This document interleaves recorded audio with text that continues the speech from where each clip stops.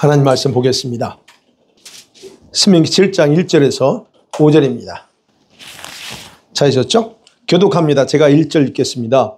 내 하나님 여호와께서 너를 인도하사 너가 가서 차지할 땅으로 들이시고 내 앞에서 여러 민족 헷 족속과 게리가스 족속과 아모리 족속과 가나안 족속과 브리스 족속과 히위 족속과 여부스 족속 곧 너보다 많고 힘이 센 7 족속을 쫓아내실 때에 하나님 여호와께서 그들을 내게 넘겨 내게 치게 하시니 그때 너는 그들을 진멸할 것이라.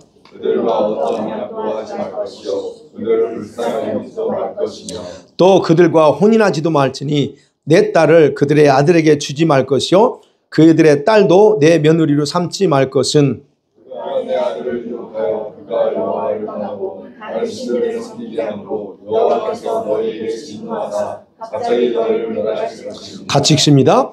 오직 너희가 그들에게 행할 것은 이러하니 그들의 제단을 헐며 주상을 깨트리며 아세라 목상을 찍으며 조각한 우상들을 불사를 것이니라. 아멘.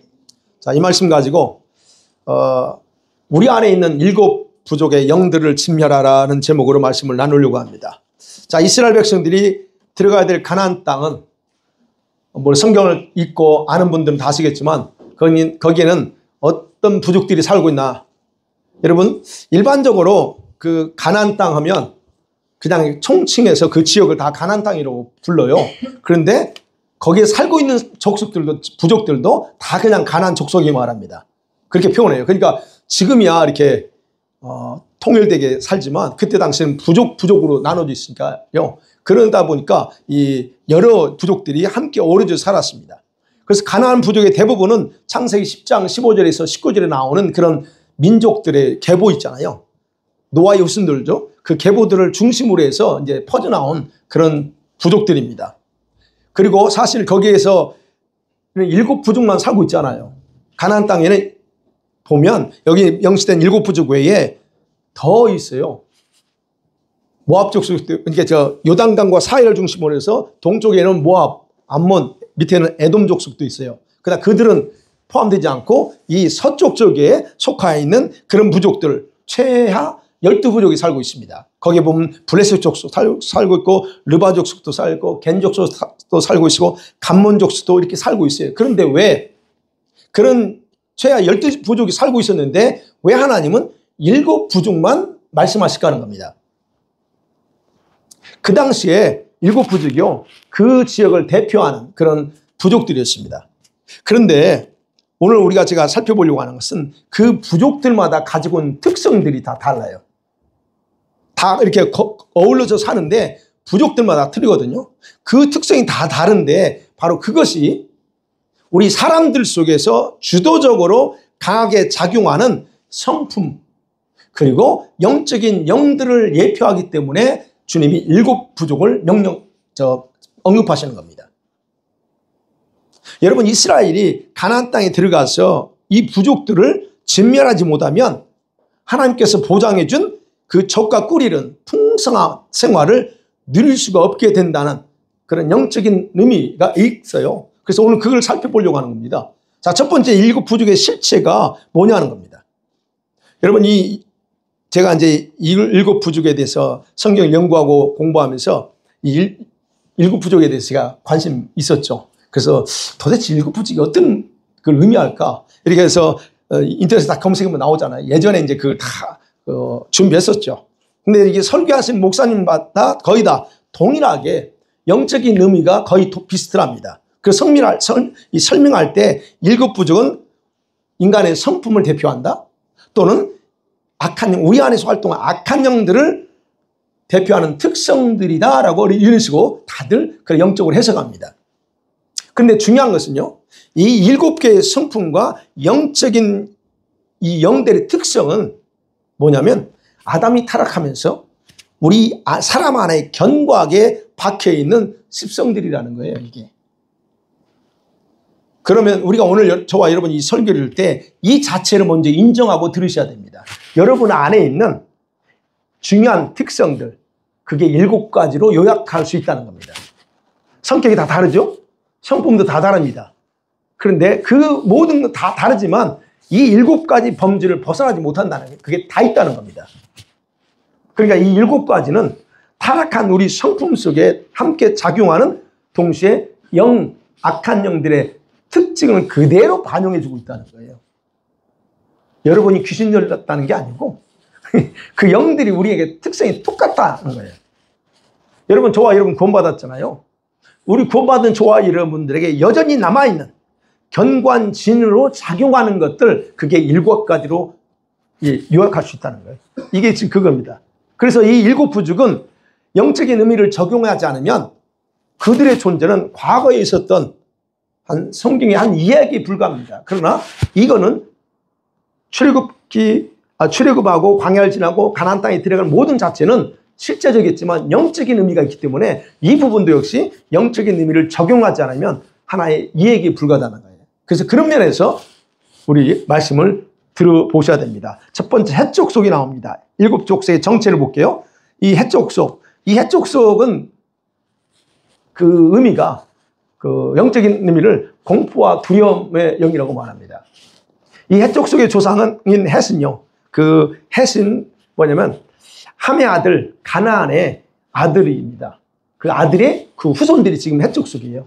근데 이들이 어디 살았냐? 그 유다 산지, 즉 지금 베들레헴 이쪽 밑에 가보면요, 그쪽에 살던 그런 그때 당시 그런 부족들이 있습니다.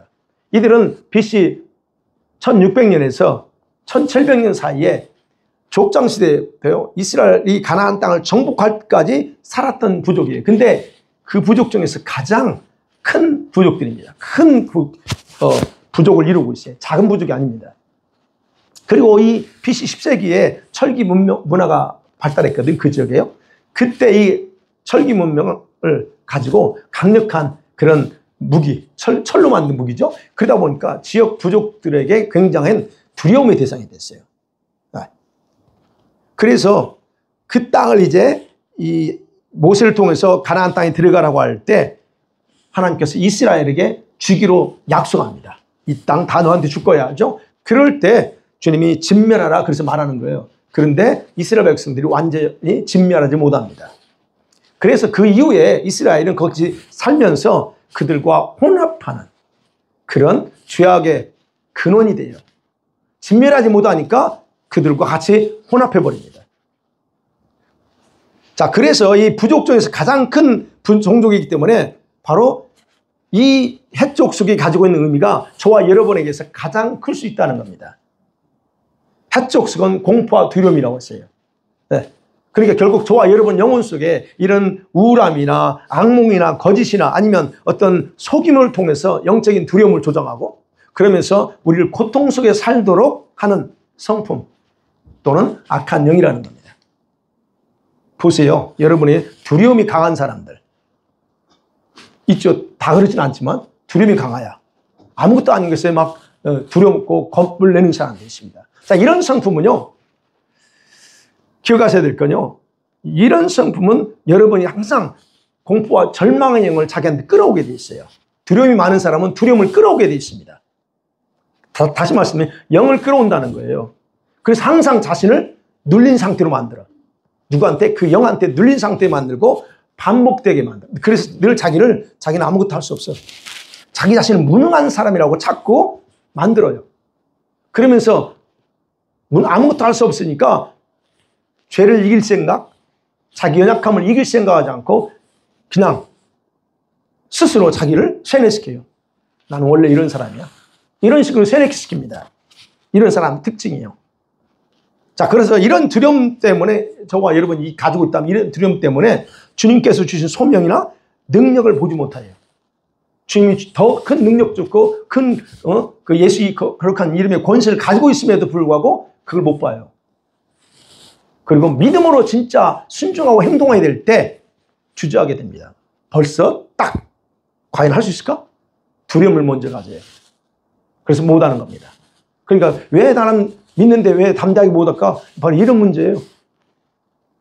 그래서 이런 성품과 이런 영에 잡혀 있잖아요. 여러분, 그러면 어떤 사람은 과거에 묶여 있어요. 과거에 집착합니다. 이런 사람의 특성이 그래요.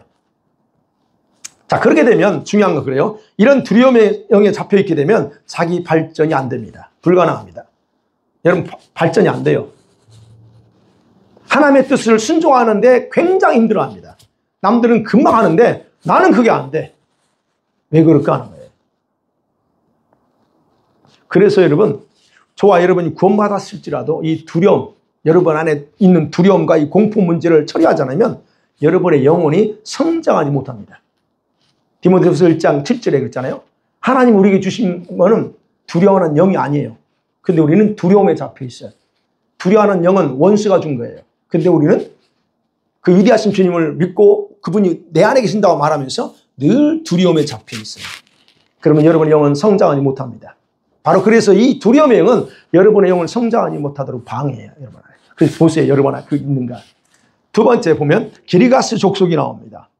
이 기리가스 족속은 혼돈과 무질서, 생활의 무질서입니다. 성경에 보면요. 이 족속에 대한 언급이 성경에 상세히 안 나와요. 이 족속이 어떤 족속인지 뭐 이게 안 나옵니다. 단지 여기에 나온 것처럼 이스라엘 민족이 들어가 쫓아내야 될 어떤 하나의 부족 중에 하나야. 이렇게만 나옵니다. 근데 이 기르가스라고 하는 뜻이 뭐냐면 진흙탕이라는 뜻이에요. 물반, 진흙반, 흙반, 그게 섞여 있는 상태. 그러니까 결국 그죠? 혼돈한 거죠. 그 의미가, 영적인 의미가 무질서해. 네. 그게 영적으로 혼돈하고 무질서한 거. 이런 성품, 이런 영, 이게 바로 기르가스 족속이 가지고 있는 영의 특성이에요. 그러면 보세요. 저와 여러분 삶 가운데 진흙탕처럼 이게 도대체 앞이 안 보여. 그러니까 항상 혼미한 거예요. 공허하게 되고. 바로 뭐가 그러냐? 바로 요것 때문에 그렇다는 겁니다. 이런 성품이나 영이 있기 때문에. 더 나아가서 이 기르가스 족속은 여러분 육신의 향락이나 어떤 정욕, 세상의 안목, 이생의 자랑을 추구하며 살게 하는 세속적인 영이기도 합니다. 여러분 예수 믿는다면서 세상적인 걸 좋아하고 그걸 끊지 못하는 건 바로 이 영에 잡혀 있다는 게. 그래서 이런 사람들은 음행하는 거 아무렇게 생각하잖아요. 네. 방탕하는 거, 오락하고, 오락이라는 게 뭐 게임하는 걸 얘기하는 거죠. 그런 거, 취미 같은 것에 대해서 절제하지 못해요. 이게 심한 사람은. 다른 사람은 절제하잖아요. 어느 정도 하다가도 절제하는데 절제가 안 돼. 이런 사람이 쉽게 중독에 빠질 수 있는 거예요. 네. 자기 생활이 옳고 그러면 안 되니까. 그래서 이런 성품과 이 기르가스의 영은 혼미함 때문에 어디서부터 어떻게 해야 할지 모른다는 거예요. 혹시 여러분 그런 분 계세요? 도대체 나는 어디서 뭘 어떻게 출발했지 모르겠대. 네. 바로 이게 혼미함, 진흙탕으로 만들어놨기 때문에 앞에 있는 걸 못 보는 거예요. 그래서 자기 자신이 해야 될 여러 가지 일들이 있겠죠. 근데 그 중에서 정말 중요한 일이 뭔가를 몰라. 그래서 우선순위를 놓쳐요. 중요한 거를 먼저 챙기지 않고 그렇지 않아도 되는 것들을 그게 가는 거. 그게 바로 이게 기르가스, 즉 혼돈과 무질서, 생활 무질서예요. 그 인물이 나옵니다. 성경에. 에서가 그랬어요. 에서가 어떤 인물이에요? 장자권을 팔아요. 그거 엄청난 타고난 축복인데 그거를 그러니까 뭐가 중요한지 모르는 거예요. 바로 이 에서가 그것에 잡혔기 때문에 그랬어요. 그래서 여러분 이렇게 어둠에 무질서, 생활 자체가 무질서하다, 혼미하다 또는 세속적인 것에 묶여있다 한다면 이런 사람들 어떻게 해요? 자유할 수 있는 것은 빛이 들어와야 돼요. 생명의 빛이, 하나님의 빛이 들어와야만 그게 보여. 아, 번쩍 보이죠. 자기가 어둠 속에 있었구나. 이게 보인다는 거예요. 그래서 말씀에 귀를 기울이고 성령의 음성을 더욱 자세히 들을 수 있는 상태, 그 상태를 만들지 않으면 분별이 안 됩니다. 그 다음에 세 번째 보니까 아모리 족속이 나옵니다. 아모리 족속. 이 족속은 이거예요. 특성이 그럽니다. 내면의 교만과 탐욕의 영이에요. 즉 인본주의 정신이 가득한 사람들의 특성입니다. 이 아모리 족속은 어디 살았냐면 산악지대에 살았어요. 그런데 산악지대라는 게 산속이잖아요. 그런 산악지대에 살아. 그런데 산악지대에 살던 족속 중에서 최강의 족속이야. 싸움도 그렇고 모든 면에서 그냥 그런 족속 중에 하나입니다. 그래서 아모리라고 하는 단어 뜻을 그래요. 이렇게 나왔더라고요. 자랑하다. 자기 자신을 자랑해. 왜냐? 강하니까 자랑해. 산에 올라오는 자, 뭐든지 도전하고. 그런데 교만하게 행동한다. 이런 것도 있고 마음에 교만을 품고 있다라고 하는 뜻도 여기에 아모리라는 단어 속에 그렇게 의미가 있다라고 해석을 합니다. 자, 그러면 이런 뜻을 보세요. 이 단어의 뜻은 결국 뭐냐면 하나님과는 상관없는 태도들이에요. 하나님과 상관이 있다면 감히 내 마음에 교만 품고 여러분 그러겠어요? 탐욕 부리고 그러겠어요? 근데 그건 없다는 거예요. 모든 의미에서 하나님과 상관없는 인본주의적인 태도를 기본적으로 취하고 있는 사람들, 취하고 있는 영들, 성품이 바로 아모리 족속의 성품이에요. 그래서 여러분 이런 사람 있죠. 여러분 배운 지식, 그렇죠. 여러분 대학원까지 공부해서 배운 그런 학문적 지식이나 지식을 자랑하는 이런 성품도 여기에 속하는 거고. 그래서 하나님과는 전혀 상관없는 그런 인본주의적인 가치관과 지식을 최우선시하는 사람들, 바로 이런 사람들이 이런 성품 가지고 있는 거예요. 배움 자체가 나쁘다는 게 아니에요. 그것이 자기의 자랑거리야. 그러니까 하나 앞에서 겸손하지가 못하는 거예요. 네. 이렇게 자신이 배운 지식과 이 배움을 맹신하는 거예요, 이런 사람. 그러니까 하나님을 인정하지 않는 교만이 점점점 있게 된 거고, 그러면서 그 교만으로 사는 거예요. 보세요. 그러면 이러한 내면의 교만이나 어떤 탐욕이나 이런 그런 모든 것들은요, 여러분이 가지고 있는 건 여러분 자유입니다. 그런데 아셔야 될 건 이 악한 영들, 귀신들에게 여러분을 공격할 기회를 제공해 준다는 게 그게 문제입니다. 그래서 여러분 살펴보셔야 돼요. 마치 세상의 것을 다 가진 것처럼 자기가 그런 내면에 다 가졌어. 나 부족한 거 없어. 다 가진 것처럼 내면의 교만과 이런 탐욕의 지배를 받고 사는 사람들. 여기는 그런 분이 안 계시죠. 난 가질 거 다 가져서 하는 그런 내슬 분 여기 한 분도 없어. 근데 이게 바로 이런 성향을 가진 거였다는 거예요. 그러니까 자기 내면에 숨겨져 있는 교만, 인본주의적인 그런 정신의 이런 성품의 문제가 아니에요. 이런 건요. 여러분 기억하셔야 돼요. 성품의 문제 단순히. 이건 영적인 현상 중에 하나라는 거예요. 그 기억하실 때 이거는 내 성격이야 이게 아니고요. 이건 영의 문제입니다. 인본주의, 하나님을 보지 않고 모든 걸 다 인간적인 관점으로만 생각하려고 하는 그게 다 여러분 성격이 아니고요. 배움이 아니고 이건 영의 문제라는 거예요. 그러니까 하나님 볼 수 없는 거예요.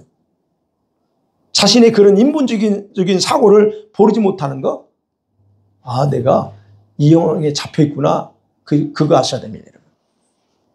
여러분 이스라엘이 이 아모리 족속, 특별히 아모리 족속을 진멸하지 못해서 나중에 어떻게 된 줄 아세요? 바알과 아세라상을 자기 신으로 섬겨버려요. 바로 이 아모리 영, 즉 교만과 인본주의 정신의 영을 제거하지 않으면 다른 신들을 쉽게 받아들입니다. 여러분이 다른 신 섬깁니까? 안 섬기죠. 하나님 외에는 아무도 안 섬기죠. 그런데 여러분의 내면에는 다른 것을 하나님보다 더 높은 위치에 둘 수 있다는 거예요. 바로 왜? 이런 영을 제거하지 않으면 그렇다는 거예요. 얼마든지 있죠. 그게 바로 아모리 족속이 상징하는 그런 영적인 의미다. 그 다음에 보니까 네 번째 가나안 족속이 나옵니다. 가나안 족속은 그 낮은 자존감 또는 타협하는 거예요. 상품화시키는 영이라고 그렇게 제가 표현했어요. 상품화시켜요. 무슨 말이냐면 여러분 이 가나안 족속은 아까 설명했죠. 지역 자체를 다 총칭하면서 거기서 또 한 부족이 있어. 그 이름을 가진 가나안 부족 있어요. 근데 이들이 BC 3000년 전부터 살고 있었어요. 근데 이들의 주요 생업이 어디냐? 무역이에요. 무역은 어디서 이루어집니까? 바닷가 쪽에. 그래서 이들이 살았던 지금의 레바논, 우리 성경의 시돈, 그 다음에 지금의 이스라엘 그 하이파, 이쪽에 살았던 사람이에요. 그런 사람들이니까 이제 무역을 하는 거예요. 상업 무역하는 거예요. 그러니까 여러분 이런 무역을 하던 사람들의 특성이 뭘까? 그러니까 영적인 의미도 그렇다는 거예요. 영적인 의미 뭐냐? 자존감이 낮아요. 그리고 경제적인 가난이나 생활의 실패나 아니면 삶의 저주 등을 초래하는 성품과 영을 의미하는 게 가나안 족속의 영이에요. 이 가나안 족속의 영은 뭐겠어요? 상품을 거래한다고 그랬잖아요. 그렇기 때문에 그런 것처럼 이런 사람들 모든 생활의 중요한 요소들을 상품화시켜버려요. 상품화. 무슨 말이냐면 그렇게 생각해. 딜을 한다는 거예요. 이걸 내가 할 때 나한테 좋을까 안 좋을까? 딜을 해. 여러분, 세상적인 상품들을 결국은 우리 각자의 영혼과 거래하는 일을 주도적으로 하게 만드는 게 이 가난 족속의 영이라는 거예요. 여러분, 하나밖에 없는 여러분의 영혼, 목숨, 이 생명도 세상이 주는 즐거움을 얻기 위해서 상품화한다는 거예요. 딜을 해버려요. 그래서 악한 영한테 팔아버리는 일을 서슴없이 하게 하는 게 바로 이 가난 족속의 영이 그렇다는 거예요. 이 영을 가지고 있는 사람들. 타협하는 겁니다. 저는 이걸 타협이라고 해요. 그러니까 저와 여러분이 이런 성품 가지고 있다? 이런 영이 여전히 여러분에게 작용하고 있다? 이런 분들은 저와 구원받았다 할지라도 여러분 마음과 의지, 생각, 감정, 어떤 뭐 상상이든 애정이든 이 모든 것들을 중요하게 생각하지 않아요. 중요하게 생각하지 않고 그냥 거래를 하는 거예요. 이게 타협이라는 겁니다. 저와 여러분이 오늘날 쉽게 거래하는 것, 누가 스스로 결하는 거 제가 스스로 여러분 스스로 여러분 상품화시켜서 우리를 계속 유혹하는 것들 미디어 콘텐츠들입니다. 요즘 오늘날 그렇다는 거예요. 유튜브 같은 거 이런 것에서 벗어나지 못하는 이유 중 하나가 바로 가난의 상품 때문에 그래요. 딜을 찾고 그걸 우리가 즐기는 거예요. 그래서 자신이 추구하는 상품과 재물을 얻기 위해서는 헛된 것에도 불구하고 무릎을 꿇고 거래하는 거예요. 타협한다는 거예요. 여러분 잘 보세요. 여러분 성품이 그런 거 있을 거예요. 여러분 이런 것들은요. 우리에게 산만하게 만듭니다.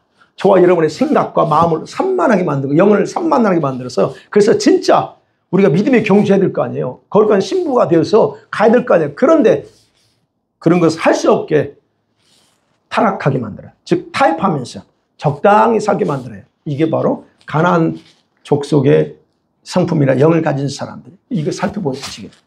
그 다음에 5번째 보니까 브리스 족속이 나옵니다. 이 브리스 족속의 특성은 게으름, 혈기의 영이라고 그렇게 표현합니다. 이 브리스 족속은요, 전쟁이 많았던 광활한 평야에서 했어요. 전쟁을 보통 산에서 합니까? 평지에서 합니까? 평지에서 하죠. 이 브리스 족속이 살았던 지가 항상 평지야. 그러다 보니까 전쟁이 많아. 그러다 보니까 전쟁이 없는 비좁은 지역, 그런 영토에서 살았어요. 이 족속들은. 전쟁을 피해서. 그러다 보니까 그 브리스라고 하는 그 뜻이 시골 사람이라는 뜻이에요. 저는 몰라, 이제 그렇게 어원적으로 그렇게 해요. 비좁은 시골 사람. 그러다 보니 여러분 시골 사람 어떻게 합니까? 시골 사람들은 아는 게 많나요? 문명에서 좀 그렇죠. 그래서 항상 자기를 무식하다고 아는 게 없어 나는. 이러세요. 자기 자신을 아는 게 없다라고 비하하면서도 그것에 대해서 모르니까 어떻게 해요? 좀 알아보려고 더 배우려고 하는 의식 자체가 없어요. 즉 게으르다는 거야 한마디로. 그런 게으름은 당연한 거야. 이건 이렇게 생각해요. 그 다음에 이 브리스라고 하는 그 뜻이 뭐냐면 아까 말한 전쟁터 또는 광활한 평화람이 있어서 그런 상황에서 아까 이제 비좁은 쪽에서 전쟁이 싫으니까 비좁은 쪽에 살아. 그러다 보니까 그런 데서 자존감이 낮아질 뿐만 아니라 내가 혼자 독립하겠다. 이런 자체 감정들을 못 갖는 거예요. 그러니까 어떻게 해요? 속에서는 그러고 싶어. 나도 강해지고 싶고 나도 좀 뭔가 다른 사람처럼 하고 싶은데 안 해. 그러면서 안 하니까 어떻게 속에서 뭐가 나와요? 짜증이 나오는 거죠. 아이씨, 이 짜증과 혈기, 불평 이런 것들이 올라오는 거예요. 신경질적 이 모든 것이 올라오는 거예요. 미움 같은 게. 바로 이런 것들에 의해 지배를 받는 거예요. 그러잖아요. 이 족속들은 자기들이 원하면 다른 땅, 그 평지니까 얼마든지 나가서 영토를 넓힐 수 있어요. 그런데도 그들은 그 일은 하지 않으면서 자기들이 좁은 땅에서 살 수밖에 없는 것에 대해서 불평하고 원망하면서 아무런 노력도 하지 않는다는 거예요. 바로 이런 특성이 바로 브리스 족속을 얘기한다. 그래서 게으르다는 거예요. 그래서 아까 스스로 아무것도 할 수 없어. 이런 생각을 가지고 있어. 그러면서 배우려고 하는, 자신을 무식함에서 벗어나게 하려 하는 그런 일을 하지 않아요. 자신의 존재감도 높이려고 하지 않습니다. 그냥 그저 어떤 사람이 이런 사람은 그저 현실의 상황을 돌파하거나 더 나은 것을 취하려고 하는 마음을 갖지 않으면서 현실을 불평하는 이런 거예요. 그래서 여러분 자기의 그런 성품과 인격을 개발하거나 또는 하나님의 뜻을 위해서 아무런 노력도 하지 않는 그런 사람들 있어요. 노력도 안 하고 이게 괜찮아. 바로 이 영에 잡힌 아주 이거 골치 아픈 영입니다. 이거. 이런 성분 골치 아파요. 왜? 지금도 괜찮다고 하니까. 나는 가나안 땅에 들어가면 천국 가면 괜찮아. 아니에요. 머리 아픈 스타일이고. 아무리 얘기해도 못 알아듣죠? 그게 바로 머리 아픈 거야. 바로 그래서 이런 것들을 깨고 돌파해야 된다는 게 이게 바로 브리스적성, 게으른 거예요. 여러분 보세요. 게을러. 여러분이 몸이 게으르다는 게 아니에요. 여러분의 속 사람이 게을러요. 하는 게 움직이는 걸 싫어해. 그 자체를. 그게 게으름이에요. 예. 그 다음에 6번째 보니까 희위적속이 나옵니다. 이 희위적속은 쾌락과 허영을 즐기게 하는 영이다라고 제가 이름 붙였어요. 여러분, 이들 역시 가나안의 아들 중에 하나, 이 희위도 가나안의 아들 중에 하나예요. 근데 이들이 어디 살았냐? 아까 레바논 산지 헐몬, 이스라엘 가보시면요. 그 북쪽입니다. 내륙이에요, 내륙. 거기서 살고, 그 다음에 세겜, 지금의 세겜성, 그러니까 지금 팔레스타인 측이에요. 가보면. 그 다음에 기브온성, 즉, 이 베들레까지 쭉 이렇게 여러 군데 흩어져 살았던 민족이 바로 이 희족속이에요. 근데 뜻이 뭐예요? 촌사람이라는 뜻이. 그렇대요. 촌사람. 그러니까 아까 그랬죠. 자기 무식하다고 말은 해. 이거예요. 근데 이 사람은 달라. 희족속들은 달라요. 브리스족속과 다릅니다. 어떤 거 다른 줄 아세요? 자기는 아무것도 몰라. 그런데 이 사람들은 내면에는 모르다고 말하지만 내면에는 세상적인 것들을 더 탐닉하고 싶어하는 성품을 가지고 있는 사람들이에요. 그게 차이점이에요. 모르면 모르는 게 아니고 더 뭔가 하는데 엉뚱한 걸 추구한다는 겁니다. 그리고 이런 족속들은 세상적인 그런 있죠. 오늘날로 쉽게 하면 어떤 스포츠, 패션이네, 아니면 오락이네, 아니면 좋은 것들이죠. 건전하죠. 예술, 음악, 이런 것도 있잖아요. 건전합니다. 그런데 그런 것들을 더 추구하고 그런 걸 통해서 쾌락을, 그런 걸 통해서 자기 만족을 얻으려고 하는 것. 그래서 이런 사람이 신앙생활 할지라도 그게 뭐가 잘못이야? 아니, 골프 치는 게 죄야? 이거죠? 아니, 내가 가서 오락하고 음악을 하고 뭘 하든 그게 죄냐고. 이렇게 얘기해요. 죄 아닙니다. 네, 죄라는 게 아니에요. 골프 치는 게 죄 아닙니다. 볼링 쳐도 죄 아니에요. 자, 그러는데 문제는 이거예요. 죄가 아닌데 이 사람의 특징이 뭐냐면 하나님이 어디 있어? 이제 지금 이 영이 잡힌 사람, 하나님이 어디 있어? 그래서 하나님을 기만하고 세상 것을 즐기게 한다는 거예요. 그가 뭐가 문제야? 건전하게 하면 되지. 그 말 속에 위험이 있어요. 건전하게 되는 게 있다면 괜찮아. 근데 건전하게 안 돼. 술 한 잔 먹는 건데 그게 뭐가 문제야? 취하지 않으면 되지. 근데 그게 문제라는 얘기예요. 대마초, 마약 한 번 하면 되지. 근데 그게 시작이라는 거예요. 바로 지금 이 희귀족속들이 가지고 있는 그 쾌락을 계속 추구하는 내면의 쾌락을 추구해요. 그게 쾌락 추구예요. 그거. 그런 세상적인 것들 하는 것 자체가 내면에 죄는 아니야. 그러니까 그걸 말하면서 자꾸 하는 행동은 내면의 쾌락을 그걸 통해서 욕구를 충족시키려고 하는 행위라는 거예요. 그게 바로 이 희귀족속의 영이에요. 그래서 이 영들은 그런 거예요. 그런 세상에 뭐랄까 향락을 우상으로 섬기게 만들어. 나중에는. 이런 영과 이런 성품 때문에 우리 예수 믿는 성도들 중에서 여러분 거룩하신 하나님 안에서 가질 수 있는 영광스러운 것들을 찾지 않고 살아가요. 진짜 중요한 걸 찾지 않아요. 여러분 예배당에 왜 오십니까 오늘? 예배 들어오셨죠? 설교 들어오셨어요? 예배 들어오셨어요? 조금 더 구체적으로 하나님 만나러 오셨어요? 아니면 사람들 만나러 오셨어요? 목적이 정확하셔야 됩니다. 맞죠? 여러분 예배는 살아계신 하나님 앞에 예배 드리는 거예요. 그분 만나야 돼요, 여러분. 설교 듣고 가지 마세요. 설교는 듣고 싶으면 미디어 들어도 그러나 미디어 속에서 주님 미디어는 가상세계라고 했잖아요. 가상세계 주님 안 계세요. 그래서 자꾸 미디어 설교 듣고 있는데, 그 별로 저는 바람직하지 않다고 생각해요. 가상세계예요, 그거. 하나님 가상세계에 안 계십니다. 가상세계는 우리가 인간이 만든 거, 사단이 만들었어. 그러면 오늘 예배당에 온 이유가 뭐냐고요.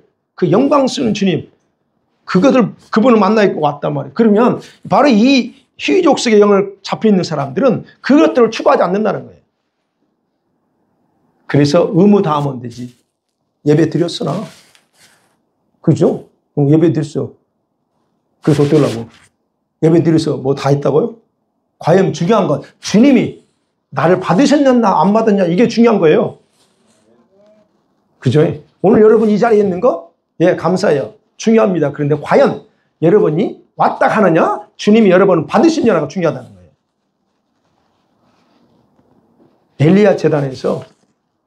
엘리야 재단에 불임에서 태워버리잖아요. 주님 받으신 거거든요. 여러분 주님 받으시면 그렇게 태워버립니다. 여러분. 뭘 태워요? 여러분 내면을 태워. 여러분 영을 꼬실라 버려요. 불러. 성령의 불이 임하여. 그래서 제가 요청하는 성령 충만 뭐 이렇게 말하기도 하지만 그런 일이 있어요. 그러면 그거 없이 간다? 그럼 여러분, 예. 그래서 그런 부분에서 바로 이 희족세계의 영은 바로 현실 세계보다 가상 세계에 머물기에 더 좋아하게 만들어요. 그냥 미디어 더 이상 목매지 마세요. 그래서 이런 영들은 바로 우리 주님과의 교제를 방해할 뿐만 아니라 여러분의 영혼을 성숙하지 못하게 만들어요. 그래서 생각이 늘 강조하죠. 여러분 혼자 있을 때 뭐 하느냐는 거예요. 혼자 있을 때 여러분이 무슨 생각을 많이 하고, 혼자 있을 때 여러분 손이 뭐 하느냐. 손이 혼자 있을 때 이거 가죠. 가만히 있으면 건질건질. 이게 항상가. 저도 그래요. 저도 범인입니다. 그러나 이제 어느 정도 하느냐 이제 여러분 차이 있겠죠. 여러분 그게 바로 이게 내 정체성을 거기서 볼 수 있어요. 그 다음에 7번째 마지막 여부스 족속이 나옵니다. 여부스 족속의 특징은 그래요. 원망과 불평을 즐기게 하는 영이라 제가 그렇게 정의해 봤어요. 이 여부스 족속은 예루살렘 산악지대, 예루살렘 가보시면 예루살렘 그 지역에 살았는데 여기에 뭐가 세워지죠? 성전이 세워졌잖아요. 즉 성전인 예루살렘 지역에 그 지역에 살았던 거예요. 근데 이 여부스에는요, 여러분 그 성경에 보면 다윗 왕 때 엄청난 전염병 재앙이 임한 곳이고 바로 그곳에 솔로몬 성전이 건축한 자리가 바로 여부스 족속의 오르난의 타작마당이에요. 그래서 여부스라고 하는 뜻은 짓밟다라는 뜻이 있어요. 짓밟다 또는 타작마당이라는 뜻이라 그렇게 얘기해요. 그 어원적으로. 여러분 누군가 짓밟아요. 여러분 짓밟으면 어떻게 해요? 힘이 있으면 짓밟지 못하죠. 내가 강하면 나를 짓밟지 않을 텐데 내가 약하니까 더 센 놈이 나를 짓밟아요. 그러면 여러분 어떻게 합니까? 속여서 부글부글 하죠. 씩씩거리죠. 그러니까 결국 그거에 내가 힘이 없으니까 여부스 족속의 영적인 특징이 뭐냐? 원망, 불평, 증오 이런 억압을 상징하는 그런 부분이에요. 네. 그러니까 결국 이렇게 짓밟히는 타작마당 이런 거기서 살았던 족속이니까 영적 억압 때문에 이런 사람들의 특성이 감사없어. 항상 툭 들어야지. 없는 것만 생각해. 혹시 그런 거 아니죠, 여러분? 있는 게 더 많은데 없는 것이 왜 이렇게 더 많이 떠오르고 없는 것이 더 눈에 보이는지. 이거. 그러니까 감사가 없죠.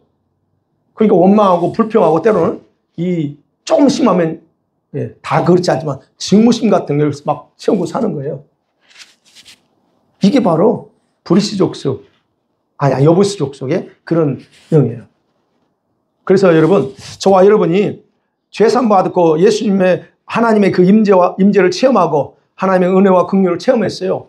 그렇다면 여러분 더 이상 사람에게 인정받으려고 하지 마세요. 아멘? 사람 의식하지 마세요. 근데 바로 제가 말씀드린 바로 이 마지막 여부스 족속의 특징이 그래요.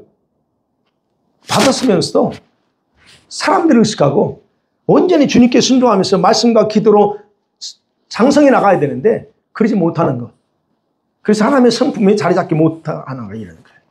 여러분 안에 하나님의 성품이 자리 잡아야 돼요. 네. 자, 이렇게 7가지 족속들을 살펴보았습니다. 이게 이제 미디어상에 보면 검색해 보면 나옵니다. 그래서 저는 거기에 영적인 의미를 제가 더 붙여서 설명한 것 뿐입니다. 그럼 마지막 세 번째, 그럼 왜 하나님이 그 족속들을 진멸하라고 했을까 하는 겁니다. 생각해봐요. 오늘 본문에서 모세가 지금 이스라엘 백성들한테 가나안 땅에 들어가서 제일 먼저 해야 될 일이 무엇인가를 설명하는 거예요. 근데 그 설명하면서 이렇게 말하면 1절과 2절에 그래요. 가나안 땅은 하나님께서 인도하여 들어간다 그럽니다. 너희가 들어가는 게 아니고 하나님이 너희들 인도해서 들어간다요. 1차적으로 하나님이에요. 그러면 또한 그곳에 살고 있는 그 7 족속들, 부족들도 누가 쫓아내요? 하나님이 쫓아낸다고 말합니다. 그래서 7절 그러잖아요. 족속을 쫓아냈을 때 누가? 하나님이. 근데 보세요. 2절에서는 쫓아냅니다. 그런데 하나님은 너희들에게 그 7 족속을 넘겨서 치게 하신다 하는 거예요. 쫓아내겠다는 거예요. 바로 이 부분이 이스라엘 백성들이 해야 될 부분입니다. 하나님이 쫓아내요. 그러나 도구는 누구냐? 이스라엘 백성이에요. 그 이스라엘 백성이 할 일이에요. 그래서 말해요. 반드시 진멸해야 된다 그래요. 그렇죠? 2절 보니까 그들을 진멸할 것이라 여기서 헤렘을 선포합니다. 히브리어 헤렘, 하람이라고 표현합니다. 헤렘이에요. 헤렘이 뭐냐고 말씀드렸는데, 예, 하나님께 바쳐졌다는 거예요. 하나님의 명령대로 백성들이 그대로 해야만 자기들에게 화가 미치지 않는 것. 아간, 여리고성 점령할 때 아간이 헤렘을 범했어요. 하나님께 바쳐진 걸 자기가 취해요. 그러면 뭐라고 그랬어요? 자기가 재물처럼 죽어야 돼, 그거. 하나님이 진멸하라고 했어요. 그러면 없어야 되는데 안 없습니다. 그럼 자기가 죽는 거 대신. 사울이 그랬다고 했잖아요. 바로 이게 지금 이스라엘 백성들은 그 헤렘을 선포하는 거예요. 다 죽이라. 그렇지 않으면 너희가 헤렘이 되어서 대가 지불한다 얘기하는 겁니다. 그래서 진멸하라는 거예요. 그래서 모세는 이 진멸하기 위해서 3가지 중요한 항목을 제시하는 거예요. 첫 번째, 언약도 맺지 마 그러죠. 2절 하반절에 보면 그들은 어떤 언약도 맺지 마라. 이 말은 무슨 말이에요? 상호 교류하지 말라는 거예요. 상호. 그들의 존재 자체를 인정하면서 공존할 생각하지 마라는 겁니다. 여러분 이거 잘 생각하셔야 돼요. 우리 안에 이런 7가지의 그런 성품 또는 그런 영 같이 살지 이 생각하지 말라는 거예요. 이건 반드시 없애야 되고 쪼개서 진멸해버려야 될 거라. 첫 번째는. 그 두 번째 뭐래? 불쌍히 여기지도 말래요. 그들을 불쌍히 여기지도 말라. 왜요? 그들은 죄악 덩어리입니다. 죄악 덩어리. 하나님께 가증한 죄악을 생산해내는 공장과 같은 자들, 바로 이게 가나안 부족들이에요. 그러니까 그들은 다 진멸하는 거예요. 불쌍히 생각하지 말래요. 이런 걸 보고 구약의 하나님을 잔인한 하나님이라고 부정적으로 말하는 사람이 있어요. 구약에 보면 다 죽이래. 한 사람은 생명을 귀하게 여기자 다 죽이라고 그러잖아요. 그래서 하나님을 좀 잔인하지 않냐? 뭐 이래요. 근데 신약에 보면 사랑의 하나님이야. 뭐 이런 식으로 얘기하거든요. 아니 그 의미가 아니에요. 여기서 왜 진멸하라고 하는지 알아야 돼요. 왜? 그들은 죄악 덩어리예요. 그거 놔두면 죄만 만들어내. 이거요. 그래서 불쌍하게 생각할 거 없어. 다 죽여. 그럽니다. 그 다음에 세 번째 혼인하지 말라 그러죠. 3절에 혼인하지 마. 여러분 이 말은 뭐냐면 여러분 왜 남녀가 결혼해요? 좋으니까 하는 거잖아요. 그 의미예요. 그 속에 있는 좋은 것들, 그 속에 있는 좋은 것들을 허용하지 말라는 얘기예요. 인간적인 감정으로 관계를 맺지 말라는 거예요. 어떤 상황이든 관계 맺지 말라는 거예요. 왜요? 그들이 가나안 땅에 있는 7 부족들이 그들이 불쌍히 여겨서 살려둔다 할 경우에 그들이 내가 전도해가지고 오늘 시간 내가 전도해가지고 그들을 예수 믿게 하지. 그래서 안 믿는 남자, 안 믿는 여자 만나가지고 내가 예수 믿게 하면 되지. 이렇게 했죠. 여러분 중에서 성공했어요. 그게 성공이 거의 불가능해. 어쩌다 있지. 그게 무슨 말이냐면 이거예요. 지금 이 7 족속이 그들이 하나님께 돌아오기보다는 오히려 유혹해서 우리를 하나님께 떨어지게 만드는 자들이라는 거예요. 그게 가능성이 더 많다는 겁니다. 그래서 어떻게 하는 줄 아세요, 이들은? 하나님께서, 모세가 하는 게 하나님께서 너희들을 심판하게 만들 수 있는 악한 자들이라는 걸 기억하라는 의미입니다. 그들은 전도 대상이 아니야, 오늘식이라면. 여기에 사단의 수법이 있어요. 우리가 여기서 착각해, 여러분이 가지고 있는 생각 중에 사단의 그 수법에 여러분을 가지고 노는 것들이 있어요. 뭐냐면요, 사단은요, 우리들, 성도들 뒤에서 작용하고 조종합니다. 여러분 뒤에서, 배경에서 조종해요. 그리고 우리들이 어떻게 해요? 자기들이 원하는 대로 타협하게 하고 행하게 하면서 그 결과는 하나님으로 하여금 자기 백성인 저와 여러분을 징계하고 심판을 내리도록 유도하는 놈이 바로 이 원수 사단이에요. 이거를 여러분 잊어서 안 돼요.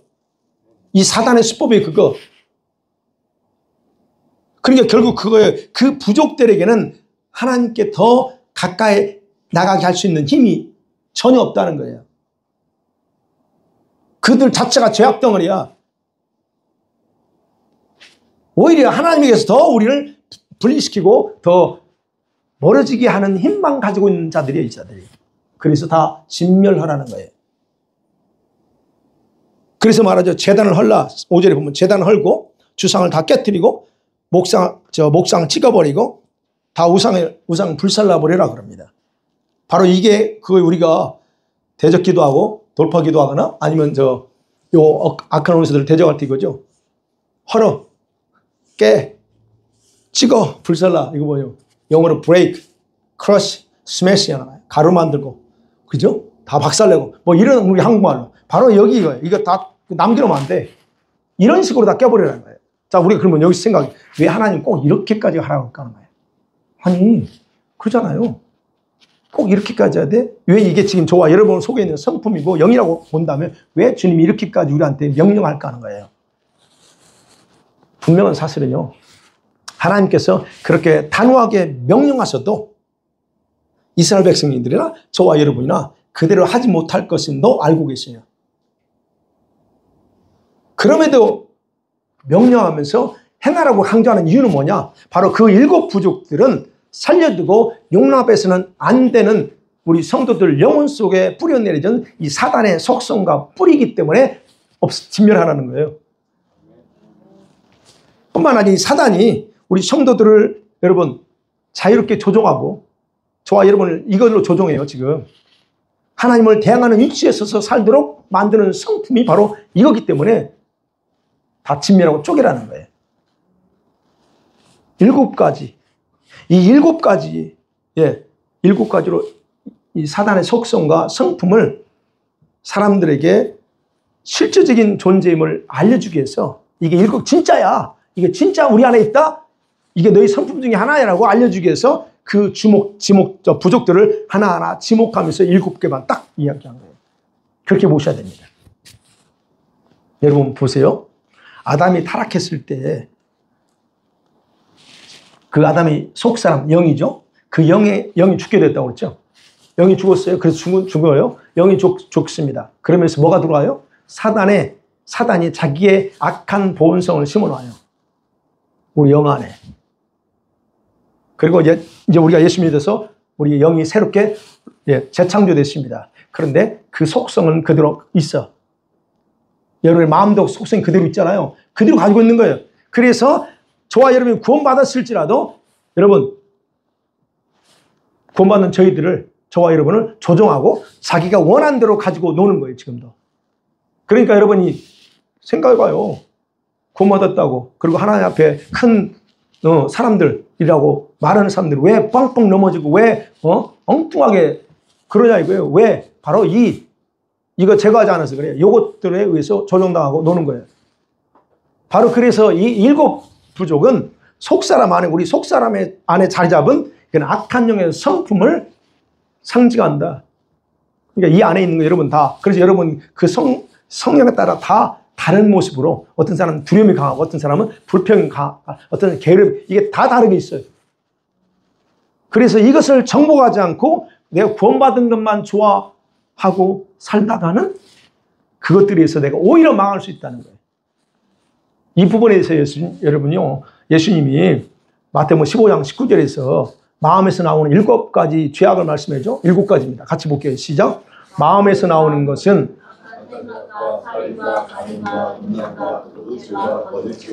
비방이니. 자, 이 7가지 다 7개의 뿌리에서 나오는 거예요. 뭐 이걸 제가 구체적으로 다 설명할 수가 없어요. 이게 7가지예요.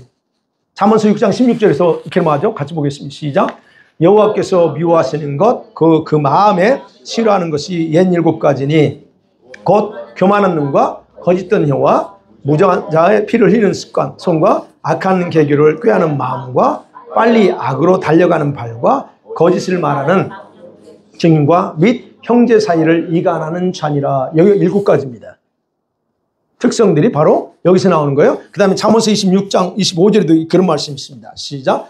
그 말이 좋을지라도 믿지 말 것은 그 마음에 7가지에 가증한 것이 있습니다. 앞뒤 성경은 내가 기니까 안 했는데 7가지. 그게 뭐냐? 이 바로 7가지의 그런 성품 또는 7가지 영에서 나오는 줄기들이에요. 이게 다.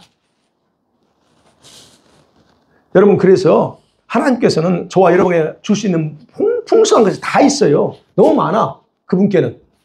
그리고 우리들이 그런 풍성한 것들을 마음껏 누리며 살기를 그분은 원하십니다. 그런데 이런 것들이 함께 공존하고 있는 이상은 절대로 그것이 가능하지 못해요.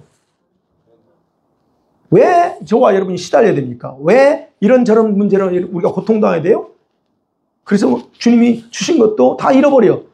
못 누려요, 그거. 그걸 어떻게 할 수 있어요? 마치 이스라엘 백성들이 가나안 땅에 들어갔어. 그런데 그들은 정복하지 못했어요. 그래서 제한당했던 그런 스토리를 생각하시면 됩니다. 그게 똑같다는 게 우리 삶과. 백성들이 가나안 땅의 그 부족들과 함께 공존하면서 살면 외롭지 않죠. 그죠? 이스라엘 숫자가 많지 않으니까 그럴 수 있잖아요. 외롭지 않게 싸우지 말고 우리 서로 협력하면서 살자. 이 얼마나 좋아요? 좋을 것 같은데 문제는 그 부족들의 특성상 그럴 의향이 전혀 없다는 거예요. 걔네들은. 여러분, 제가 말씀 줍니다. 이런 생각이에요. 암세포가 누구 거예요? 여러분 겁니다. 여러분의 건전했던 건강했던 세포가 뭐에 의해서 공격받아서 그게 암이 돼. 그러면 누구 거예요? 이게 외부에서 온 게 아니라 여러 번 할 거야. 그러면 이 세포가 내 거야. 그리고 그대로 방치하. 빼내지 않을까? 방치한다면 어떻게 해요? 자기를 죽이게 된 결과가 똑같다는 거예요, 제가. 그래서 결코 용납해서는 안 되는 것들을 처음부터 단호하게 제거해야 문제를 만들지 않는다는 게 바로 주님이 그거를 강조하는 겁니다. 사랑하는 성도들 말씀 맺어볼게요. 하나님께서 저와 여러분에게 허락하신 가나안의 풍성함, 이건 곧 구원받은 저와 여러분이 약속하신 하늘과 땅의 풍성한 축복들을 의미한다. 그렇게 말씀드려요. 그럼 그 축복들은 그냥 주시는 게 아니고 어떻게 해야 돼요? 우리가 그것을 누리기 위해서 적극적인 역할을 해야 됩니다.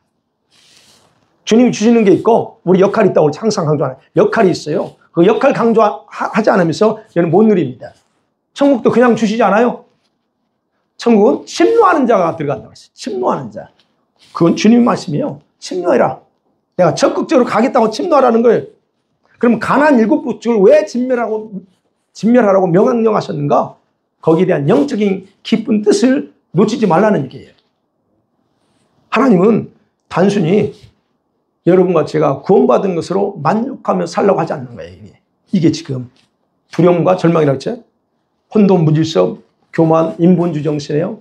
그 다음에 낮은 자존감, 타협, 혈기, 게으름, 세속적인 쾌락, 허영, 원망, 불평. 이게 지금 이제 기본적인 부분이요. 이게 바로 성품인과 동시에 여러분에게 있는 7명의 사단의 7명이 보세요. 찾아보세요. 여러분 속에 어떤 게 아직까지 남아있나. 그러면 생각해 볼게요. 이놈의 사탄이 왜 7가지 자기 속성, 그 가라지를 왜 뿌려놨을까? 이놈이 왜 뿌려놨어? 거기다 우리 타락했다고. 왜 그랬을까요? 여러분, 하나님께는 7명이 존재합니다. 하나님 보좌 앞에 7명, 계시록에 보면 나와 7명이 존재합니다. 그러면 이 사단도 그걸 알까요? 모를까요? 알아요. 여러분, 사단이 천사 있잖아요. 천사이기 때문에 하나님이 천상에서 모든 걸 다 알고 있어요. 그러니까 그놈이 타락하고 나서 그대로 흉내내는 거예요. 그래서 흉내내서 인간을 조종하게 하는 거예요. 그래서 하나님 보좌도 흉내내요. 그래서 자기 보좌도 만들고 지옥에. 그리고 권세와 능력도 흉내내. 그래서 지가 마치 권세 있는 것, 능력인 것처럼 자꾸 해요. 그래서 7영도 일하시는 것이 있는데 그걸 흉내내서 우리를 조종하려고 하는 겁니다. 그래서 이런 족속들과는 절대로 타협을 용납하지 않는 게 중요하다는 겁니다. 왜요? 타협은 곧 그 귀신들과 하는 거예요. 여러분 좀 기억하셨으면 좋겠어요. 내가 믿음이 약해서 제발 그런 말 하지 마세요. 연약해서라고 하지 마세요. 여러분 타협은 귀신과 하는 거예요. 그 사람과 하는 것 같지만 영화의 세계에서 보면 귀신과 타협하는 거예요. 꿍짝꿍짝 하면서 나 네 말 들을게. 제발 타협하지 마세요.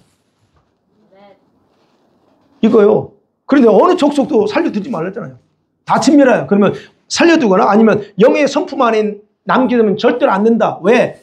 그것들이 나를 정복하니까. 나를 정복해요. 그게 뭐라고요? 그게 마귀의 영이라니까. 그놈이 나를 정복하면 어떻게 해요? 그래서 여러분 이 족속들을, 이 7족속들 또 7영들 성품들을 용납하고 타협하는 사람은 구원 못 받는 게 아닙니다. 오해하지 마세요. 여러분 구원 못 받아 지옥 가. 이게 의미합니다. 여러분이 구원을 받아요. 구원 받으면 어디 가요? 여러분 어디 갑니까? 천국인데 정확하게 하세요. 낙원에 갑니다. 이런 사람 낙원은 갈 수 있어. 그러나 정말 좋아요. 여러분이 가야 될 영원한 천국, 계시록 21장 22장에 나오는 그게 진짜 가야 될 천국이에요. 거기가 천국이지. 우리가 거기 가려고 몸부림치는 거 아니에요? 낙원 가겠다는 거 가세요 그냥. 근데 저는 그러고 싶지 않아요. 여러분 다 거기 가고 싶은 거예요. 그 영원한 천국. 그러니까 타협한다는 것, 그것은 원수의 생품을 그대로 고집하고 사는 거잖아요. 그럼 난 고집 부리는 거 그거 좋지 않아요. 그런 사람들이 말씀에 순종한다, 하나님의 뜻을 따르고 이룰 수 있다, 그 과연 가능할까 하는 거예요.